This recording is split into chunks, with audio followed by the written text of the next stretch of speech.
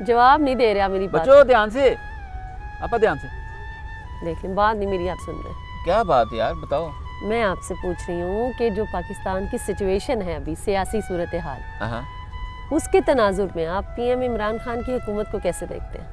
क्या देखना यार, उस बंदे पे अल्लाह की रहमत, अल्लाह उसके साथ है, देखना क्या है, घबराने वाली कौन सी बात है। आपको मेरी वो स्पीच याद नहीं है जब मैंने 2017 में रिकॉर्ड की थी, उसमें मैंने मेंशन किया था ना ये बंदा इंटरनेशनल सियासत में फिट बैठता है, ना ही पाकिस्तान की सियासत में फिट बैठता है, ये मिसफिट है।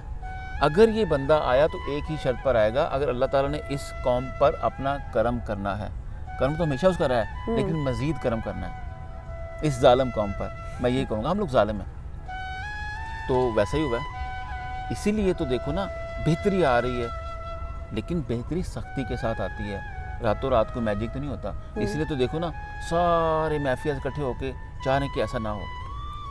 40 साल की तारीख रात के बाद अच्छा वक्त ऐसी आसानी से आ जाएगा, प्लेट में रख के आ जाएगा, वक्त लगेगा, वो इधर ही है, उसको कुछ नहीं हो रहा है इंशाल्लाह। और इस कौम पे अल्लाह का खास करम हो गया है और मज़ीद होगा, इंशाल्लाह। नोट कर लो इंशाल्लाह।